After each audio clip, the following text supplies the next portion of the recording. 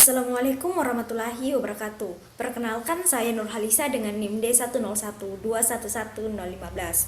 Pertama-tama saya mengucapkan terima kasih kepada Prof. Yamin, Ibu Yasinta Kumuladewi, dan Ibu Feni Veronica sebagai dosen pengampu mata kuliah transportasi. Izinkan saya mempresentasikan tugas terkait eksistensi transportasi ramah lingkungan berupa fasilitas pesepeda di Kota Makassar. Adapun latar belakang terkait isu transportasi, jadi hiruk-pikuk keramaian di kota sebagian besar disebabkan karena penggunaan kendaraan pribadi untuk kegiatan kantor ataupun melakukan aktivitas sehari-harinya, sehingga mengakibatkan terjadinya kemacetan di mana-mana, termasuk di Kota Makassar, yang menjadi makanan sehari-hari bagi masyarakat perkotaan. Hal ini memberikan dampak buruk seperti mengakibatkan asap knalpot dan pemanasan global. Nah, sudah sewajarnya kita melakukan sesuatu untuk memperbaiki sistem transportasi yang ada. Yang dapat kita lakukan ialah dengan kembali ke alam memakai alat transportasi yang ramah lingkungan. Salah satu alternatif transportasi ramah lingkungan itu berupa sepeda, dikarenakan tidak menghasilkan polusi udara. Di sisi ekonomisnya sangat hemat dan murah karena tidak memerlukan bahan bakar. Adapun terkait pesepeda di Kota Makassar itu semakin meningkat selama pandemi COVID-19.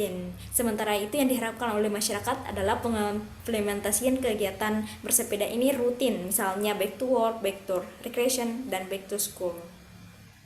Sehingga perlu adanya fasilitas penunjang untuk memberikan rasa aman dan nyaman dalam bersepeda. Jalur ini khusus diperuntukkan untuk lalu lintas penggunaan sepeda yang dipisah dari lalu lintas kendaraan bermotor demi meningkatkan keselamatan lalu lintas penggunaan sepeda.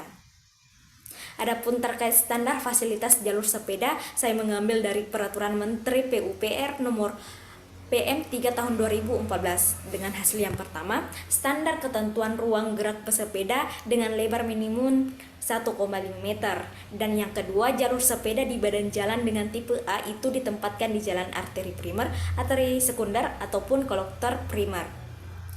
Adapun hasil survei yang didapatkan, yang pertama, jalur sepeda di Jalan Andi Pangeran Veterani sepanjang 1,8 km yang ditanda dengan garis biru pada peta, yang berada di pada jalan arteri primer. Dapat dilihat kondisi existing hasil survei dan masalah yang terdapat di situ dimanfaatkan sebagai lahan parkir.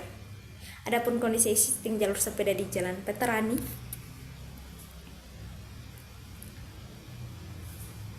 dapat dilihat diberikan simbol fasilitas jalur khusus untuk pesepeda, namun banyak dilalui oleh kendaraan bermotor.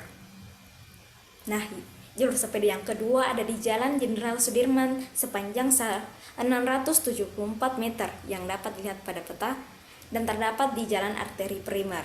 Namun masalah yang terdapat di situ itu banyak dimanfaatkan oleh para pedagang PKL.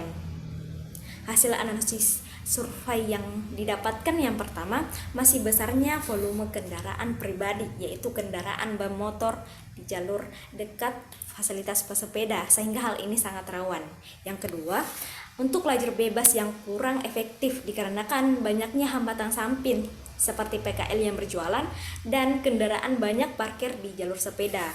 Yang ketiga, kurangnya rambu-rambu informasi seperti lajur sepeda dalam kota, dan masih banyak lagi. Nah, adapun solusi yang dapat ditawarkan, yang pertama, perlu adanya kebijakan khusus dari pemerintah kota untuk meninjau kebutuhan masyarakat dalam fasilitas bersepeda, terutama meninjau ulang kembali fasilitas yang telah ada, terutama di Jalan Andi Pangeran Veterani dan Jalan Jenderal Sudirman. Yang kedua, perlu adanya rambu-rambu lalu lintas yang lebih spesifik terkhusus untuk fasilitas jalur sepeda yang sesuai dengan pedoman yang berlaku. Adapun referensi sumber hasil survei saya, itulah yang sempat saya sampaikan. Lebih dan kurangnya mohon dimaafkan. Assalamualaikum warahmatullahi wabarakatuh.